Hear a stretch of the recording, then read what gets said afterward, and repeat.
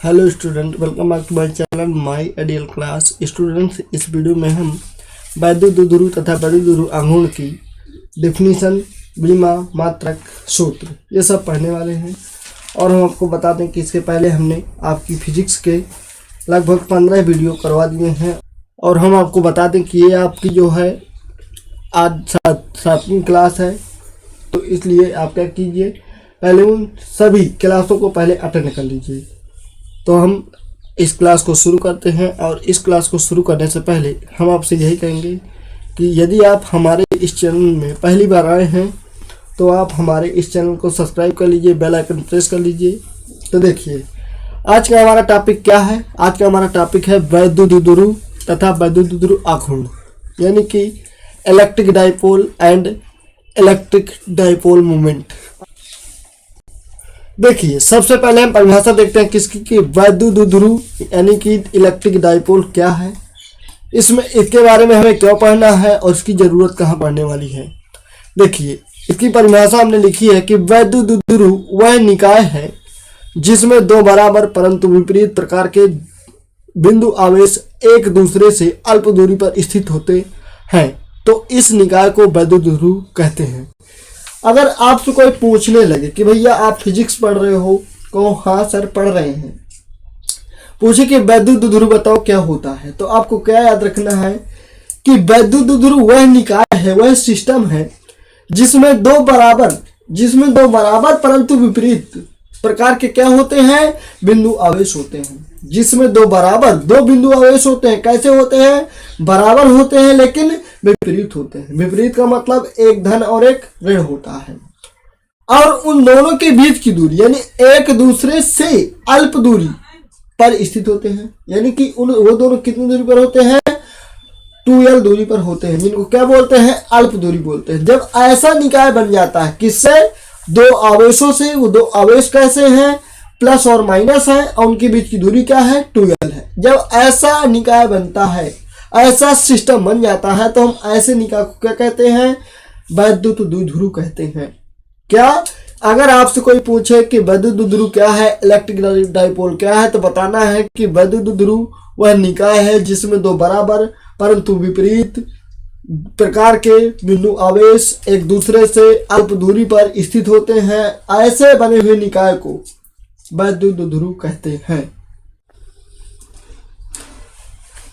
देखिए ये दो आपके क्या है? ये दो ठो आपके बिंदु आवेश हैं। क्या है? बिंदु आवेश हैं। तो हमारी परिभाषा कहती है कि दो बिंदु आवेश होंगे। बिंदु आवेश होंगे कैसे होंगे? दो बिंदु आवेश होंगे। कैसे होंगे? दो बिंदु आवेश होंगे। क्या होंगे? वो बराबर होंगे। बराबर है, देखिए क्यू वो भी है, क्यू ये भी है, लेकिन क्या होंगे? विपरीत होंगे। विपरीत का मतलब हुआ कि एक माइनस होगा और एक प्लस होगा। आगे लिखा कि एक दूसरे से अल्प दूरी पर स्थित होंगे। अल्प दूरी क्या है? अल्प दूरी है इनकी 2l। जब भी आपसे कोई पूछे कि अल्प दूरी क्या होती है, तो 2l होती है। जब ऐसा निकाय आप बना देंगे तो उसे क्या कहेंगे? आप वैद्युतधुरु कहेंगे, यानी इलेक्ट्रिक डाइपोल कहेंगे। हमें उम्मीद है कि आपको यह समझ में आ गया होगा, और यदि नहीं आया तो आप क्या कीजिए, इस वीडियो को बैक कीजिए और दोबारा से देखिए। तो ये थी आपकी परिभाषा किसकी? वैद्युतधुरु की। तो अब हम किसको जान लेते हैं? वैद्युतधुरु आघूर्ण को जान लेते हैं। क्या होती है कि इलेक्ट्रिक डाइपोल मोमेंट की। आखिरकार आपसे कोई पूछे कि वैद्युतधुरु क्या होता है, तो वो बात आप पढ़ चुके, समझ चुके कि आखिरकार वैद्युतधुरु क्या होता है। उसी से एक टॉपिक और बनता है, एक हेडिंग और बनती है। क्या बनती है? कि वैद्युतधुरु आघूर्ण क्या है। तो देखिए इसकी परिभाषा क्या होती है कि किसी एक आवेश तथा दोनों आवेशों के बीच की अल्प दूरी के गुणनफल को वैद्युतधुरु का आघूर्ण यानी कि इलेक्ट्रिक डाइपोल मोमेंट P कहते हैं। आज समझ में नहीं आई तो परेशान न होइए, रुकिए। यह है परिभाषा। देखिए, चित्र देखिए, ध्यान से समझिएगा। किसी एक आवेश यानी कि चाहे आप धन ले लीजिए और चाहे ऋण ले लीजिए, किसी एक आवेश तथा दोनों आवेशों के बीच की दूरी क्या है? इनके बीच की दूरी है इनकी 2l। किसी एक आवेश तथा दोनों आवेशों के बीच की अल्प दूरी क्यों लिखे? क्योंकि हम वैद्युतधुरु में पढ़े हैं कि अल्प दूरी होती है इन दोनों आवेशों के बीच की। अल्प दूरी के गुणनफल। अब गुणनफल शब्द तो जानते हैं कि गुणा कराना होता है, को क्या कहते हैं, वैद्युत द्विध्रुव, यानी कि क्या, इलेक्ट्रिक डाइपोल मोमेंट कहते हैं।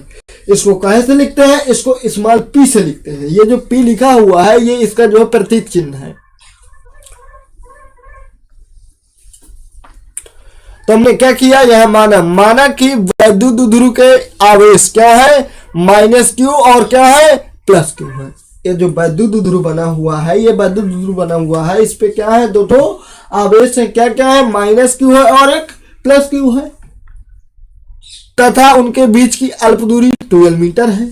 जब एक वैद्युत द्विध्रुव बना है जिसपे क्या है, दो ठो आवेश है, माइनस और एक प्लस, उनके बीच की अल्प दूरी 12 है, तब क्या, तब देखिए क्या है, तब वैद्युत द्विध्रुव आघूर्ण, यानी कि P किसके बराबर है, 2ql के बराबर है। मतलब समझिए ध्यान से, मानिए कि किसी एक आवेश यानी q कर लो तथा उनके बीच की दूरी 12 कर लो, गुणा करा दो, क्या बन गया, वैद्युत द्विध्रुव आघूर्ण बन गया। तो याद रखना कि वैद्युत द्विध्रुव आघूर्ण क्या होता है और वैद्युत द्विध्रुव क्या होता है। तो हमें उम्मीद है कि आपको ये दोनों ही श्रेणियां बढ़िया समझ में आई होंगी, और नहीं आई तो फिर से एक बार सुन लीजिए। वैद्युत द्विध्रुव क्या है, इलेक्ट्रिक डाइपोल क्या है, सुनिए। वैद्युत द्विध्रुव वह निकाय है जिसमें दो बराबर परंतु विपरीत प्रकार के आवेश एक दूसरे से अल्प दूरी पर स्थित होते हैं। जब ऐसा निकाय बन जाता है तो उसे हम वैद्युत द्विध्रुव कहते हैं, यानी इलेक्ट्रिक डाइपोल कहते हैं। ये तो बात हो गई वैद्युत द्विध्रुव की। अब अगर आपसे कोई पूछे या आपको जरूरत पड़ जाए कि आखिरकार वैद्युत द्विध्रुव आघूर्ण यानी कि इलेक्ट्रिक डाइपोल मोमेंट क्या होता है, तो क्या ध्यान रखना कि किसी एक आवेश, वो जो वैद्युत द्विध्रुव में स्थित है, उनमें से कोई एक आवेश तथा उनके बीच की अल्प दूरी यानी जो 2l है उनके बीच की दूरी, उनके गुणनफल को क्या कहते हैं, वैद्युत द्विध्रुव का आघूर्ण कहते हैं, यानी क्या कहते हैं, इलेक्ट्रिक डाइपोल मोमेंट कहते हैं। थोड़ा सा लिख देना है चित्र के बाद, क्या लिख देना है कि माना कि वैद्युत द्विध्रुव के आवेश क्या है, -q व +q है, उनके बीच की दूरी क्या है, 2l है। तब सूत्र क्या होगा, तब सूत्र होगा वैद्युत द्विध्रुव का आघूर्ण P बराबर 2ql। अब हम वैद्युत द्विध्रुव आघूर्ण का मात्रक देख लेते हैं कि आखिरकार मात्रक क्या होगा, इसका मात्रक क्या होगा, यानी यूनिट क्या होगी। तो परेशान न होइए, देखिए इसका मात्रक क्या होगा। इसका मात्रक होगा कूलम मीटर। क्या होगा, कूलम मीटर। वैद्युत द्विध्रुव आघूर्ण का मात्रक क्या होगा, कूलम मीटर होगा। इसको शॉर्टकट क्या लिखेंगे आप, cm लिखेंगे। क्या लिखेंगे, cm लिखेंगे। लेकिन यदि आप एक साथ cm लिख देंगे तो वो सेंटीमीटर बन जाएगा, और c और डैश लगा के m लिखेंगे तो कूलम मीटर होगा। तो याद रखिएगा, नहीं समझ में आया कि कूलम मीटर कैसे आया तो समझिए। सूत्र हमारा क्या है, सूत्र हमारा है वैद्युत द्विध्रुव आघूर्ण का P बराबर 2ql।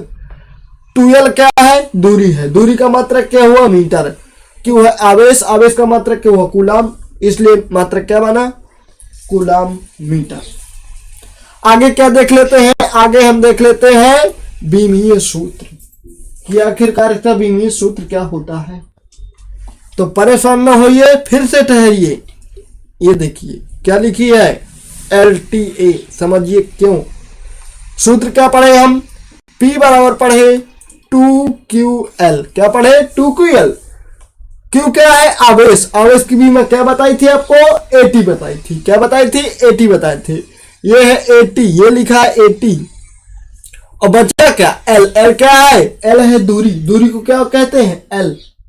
इसलिए बीमा क्या बनी इसकी बीमा बन गई LTA। क्या बन गई, LTA। अगर आपसे कोई पूछे कि वैद्युत द्विध्रुव आघूर्ण का मात्रक क्या होगा, कूलम मीटर होगा, बीमीय सूत्र क्या होगा, LTA होगा। क्यों होगा, ये याद रखिएगा कि इसका सूत्र क्या होता है, P बराबर 2ql होता है। 2l क्या है, दूरी है, दूरी का मात्रक क्या होता है, मीटर होता है। q क्या है, आवेश, आवेश का मात्रक क्या होता है, कूलम होता है। इसलिए मात्रक क्या बना, वैद्युत द्विध्रुव आघूर्ण का मात्रक बना हमारा कूलम मीटर। बीमीय सूत्र क्या होता है, तो याद रखना कि इसका बीमीय सूत्र क्या होता है, LTA होता है। क्यों होता है, Q क्या है, आवेश, आवेश की बीमा क्या होती है, AT होती है। L क्या है, L दूरी है, दूरी को क्या लिखते हैं, कैपिटल L लिखते हैं, इसलिए बीमा क्या बन गई, LTA बन गई। अब आगे क्या देख लेते हैं कि ये राशि कैसी है।